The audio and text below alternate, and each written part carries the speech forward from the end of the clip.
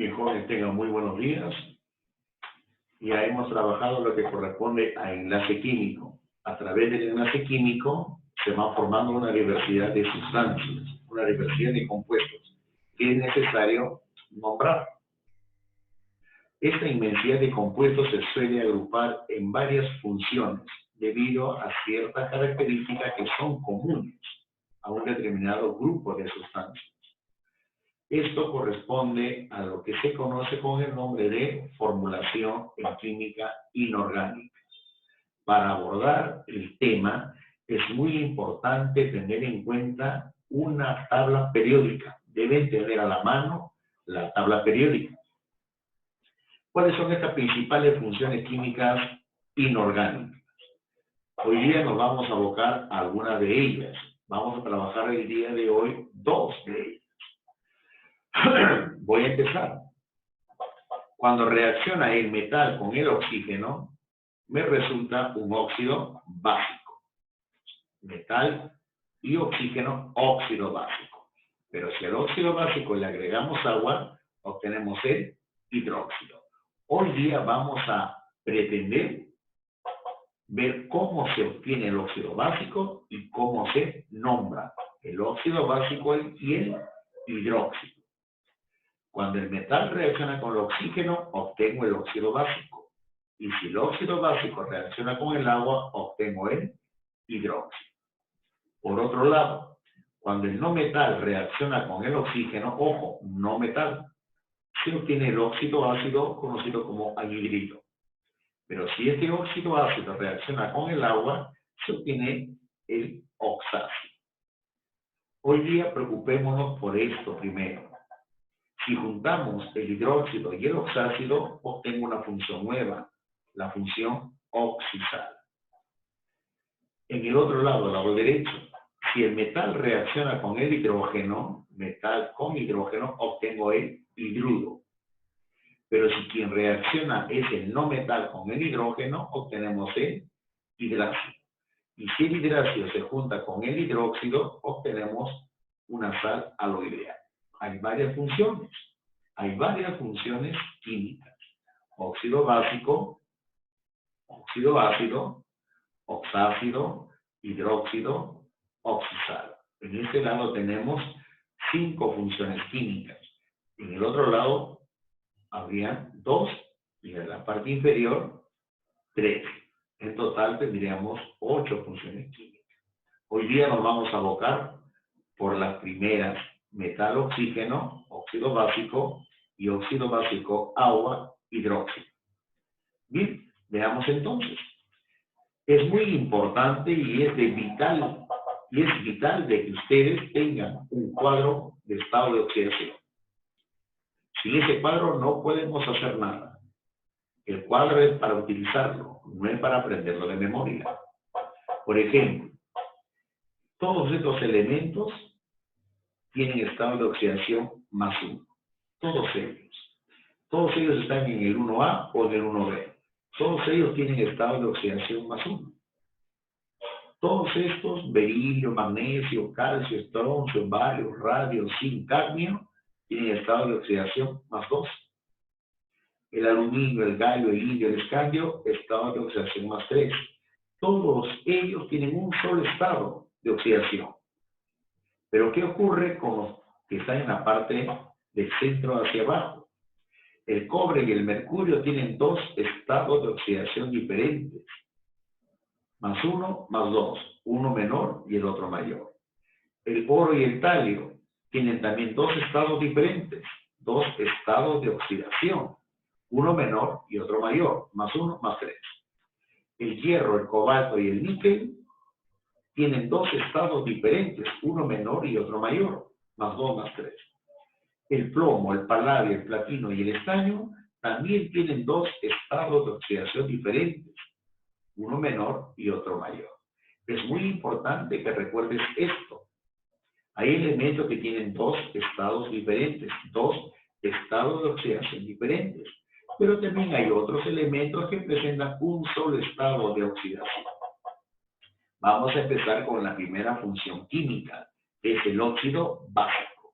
¿Cómo se obtiene un óxido básico? de la reacción de metal con el oxígeno. Metal y oxígeno. Y tienen un esquema general. El esquema general es el siguiente. M es metal, acá va la cantidad 2 y acá va la V. La V es la valencia. ¿Qué es la valencia? Es el estado de oxidación sin el ciclo. El estado de oxidación sin el ciclo. M es metal. Ahí lo tenemos. Cuando tú pongas, en realidad van a haber números acá. Cuando estos números son divisibles, se simplifica. Si la valencia es par, si la V es par, 2, 4, 6, 10, tendrás que simplificar mitad, mitad. Pero no solamente consiste en esto, también hay que nombrar los procesos para poder nombrar están especificadas. Hay reglas, y estas reglas constituyen las famosas nomenclaturas. Hay 5 formas de nombrar un compuesto. De esas 5 formas, solamente vamos a tratar de entender y utilizar 3 de ellas. La nomenclatura sistemática, la stock y la clásica o tradicional. Veamos cada una de ellas. La sistemática utiliza prefijos numéricos de cantidad. Cantidad 1, mono. Cantidad 2, di. Cantidad 3, tri. Cantidad 4, tetra. Cantidad 5, penta. 6, hexa. Cantidad 7 para hecta, 8, octa y así. Esta es la sistemática. Es una de las más simples. La stock. Cuando el elemento tiene varias valencias, dice más de una, entonces tú debes utilizar paréntesis al momento que escribes el nombre. Pero si tiene un solo estado de oxidación, como el calcio, que tiene un solo estado, en ese caso ya no se usa el paréntesis para nombrar. ¿Cuándo usa el paréntesis? Cuando tiene varios estados de oxidación. Y la otra es la nomenclatura clásica, común o tradicional. Esta utiliza sufijos. Cuando tiene un solo estado de oxidación, termina en ico. Cuando tiene un solo estado de oxidación. Pero si tiene varios estados de oxidación, el menor termina en oso y el mayor termina en ico. Tengan cuidado con esto. Vuelvo a repetirles. Cuando presente un solo estado de oxidación, el nombre termina en ico. Pero si tiene varios estados de oxidación, el menor termina en oso y el mayor en ico, que es lo que vamos a ver a continuación.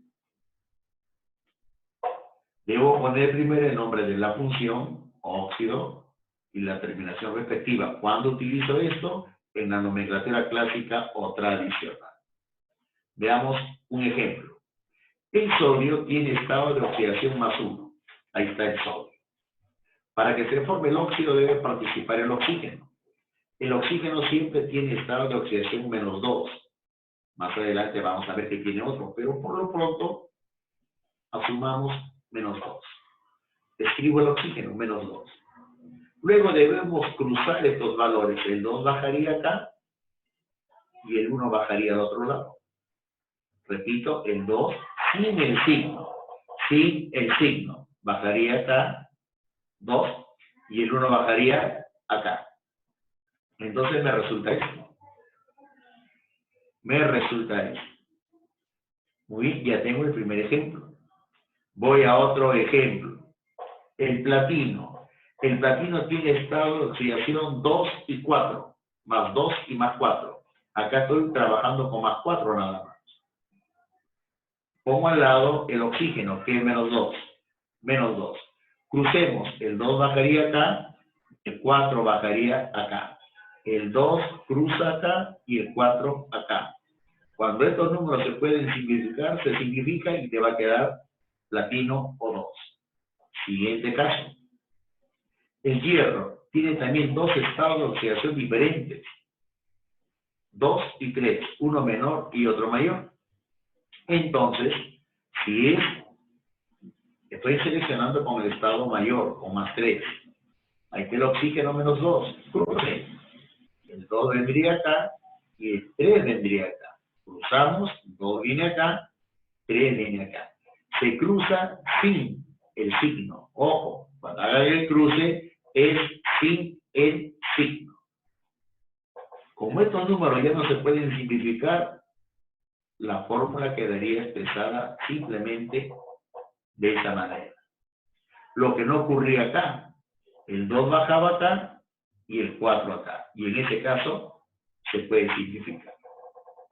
Ahora, ¿cómo se nombra? Vamos a ver los nombres. Nomenclatura sistemática. La nomenclatura sistemática mira cantidades. Un oxígeno, monóxido de disodio.